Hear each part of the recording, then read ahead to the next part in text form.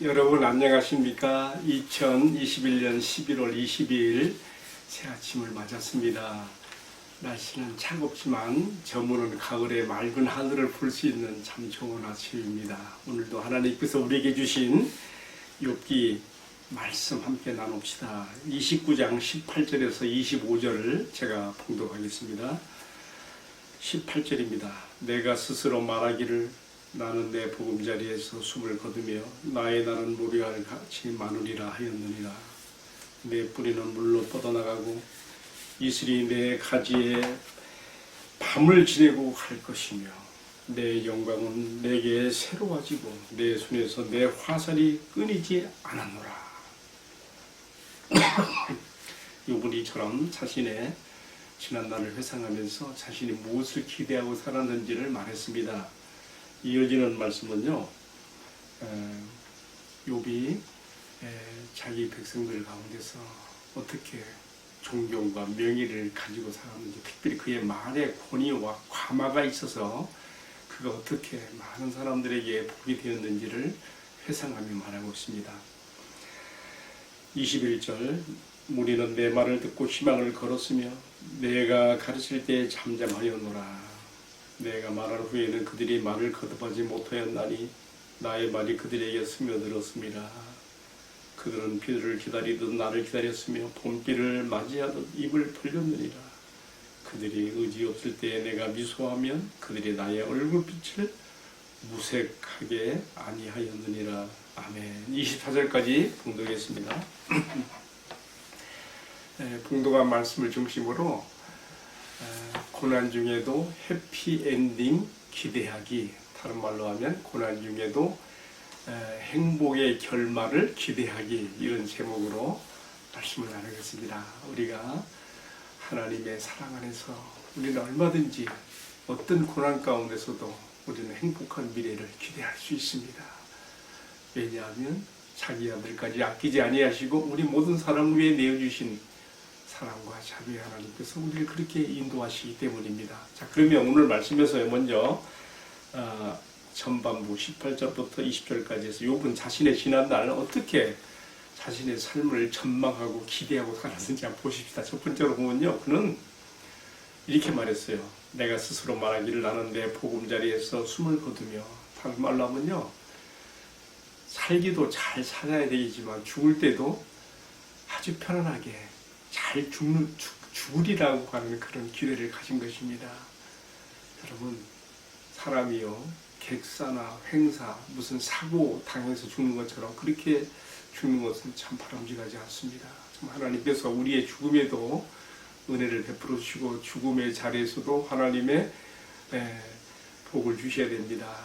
어떻게 죽어야 되겠습니까? 사랑하는 사람들이 지켜보는 가운데 편안하게 눈을 감는, 정말 그의 임종을 아쉬워하며 석별 가운데 천국에서 다시 만날 것을 기대함으로 보내야 되지요. 그래야죠. 욥은 지금 그러한 자신의 죽음을 기대하면서 그러나 또 말하기를 나의 바닷가에 모래아들 같이 많은 모래아들처럼 나의 살아갈 이 세상에 살아갈 많은 날들이 있다는 또한 기대를 그러면 가졌습니다. 그래서 나의 날은 모래알같이 많으리라 하였느리라, 이렇게 자기의 인생을 전망하고 기대했습니다.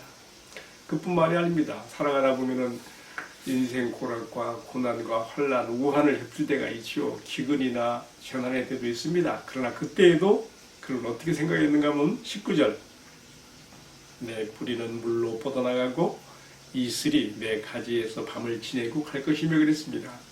여기서 우리는 뭘 생각하시는가 하면요, 시편 1편에 복이 있는 사람, 의인은 어떻습니까?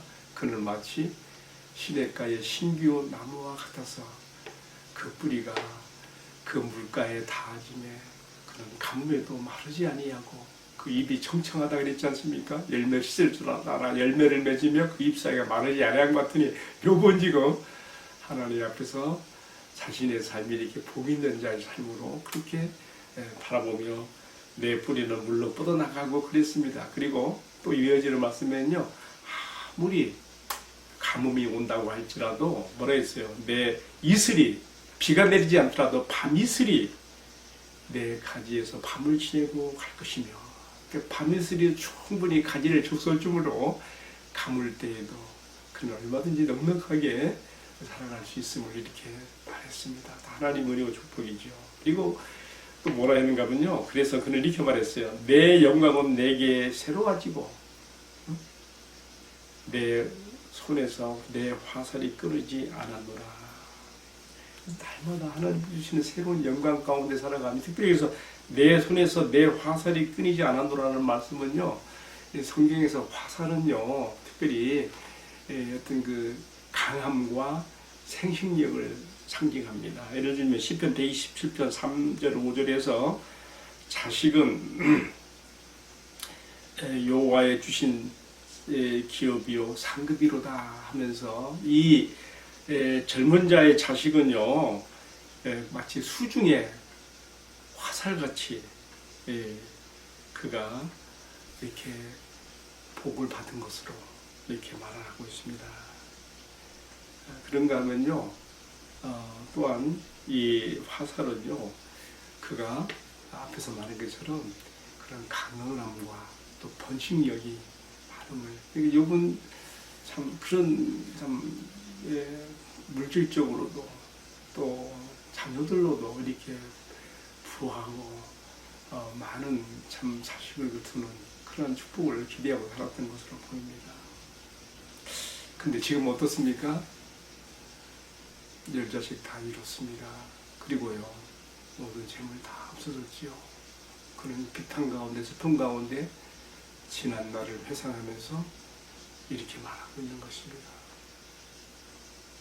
또 한 가지 이어지는 말씀에서는 지금요 지난날 자신이 얼마나 사람들에게 존경과 영광을 받으며 살았는지를 말하고 있습니다. 지금은 비록 초라한 몰골이 되어서 비참하게 되어 있지만 자신의 지난날 이러했다는 것이죠. 그 참 표현을 보면요 재밌어요.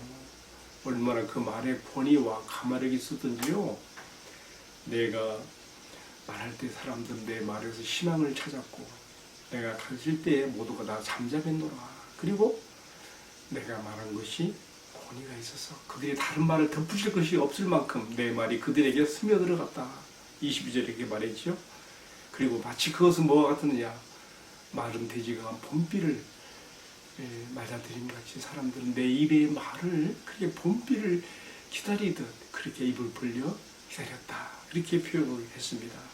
24절에서는요, 내가 얼굴빛을 밝게 할 때에 낙심한 자들도 용기를 가지고 나를 바라본 것처럼 그렇게 나는 사람들에게 영향력을 미치는 그런 저도력을 가진 사람으로 살았다는 것을 이렇게 드러내고 있는 것이죠. 자, 그런데 지금은 어떻단 말이에요?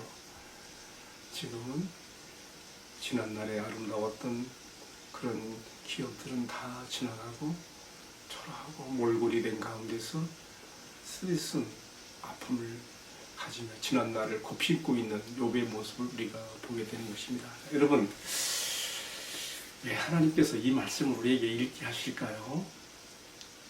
저는 항상 성경을 읽을 때마다 왜 이 말씀을 주셨을까?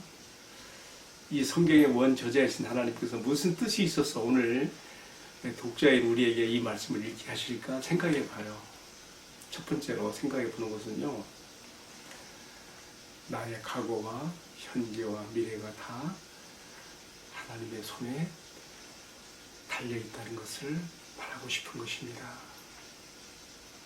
내 삶의 주권자, 내 삶은 내가 만들어가는 것이 아니고 내 삶의 주권자, 내 머리털 하나까지 대신 바 되시는 하나님의 손에서 내 인생이 이어진다. 이건 절대로 어떤 무슨 숙명이나 팔자소관 그렇게 해석하면 안 됩니다.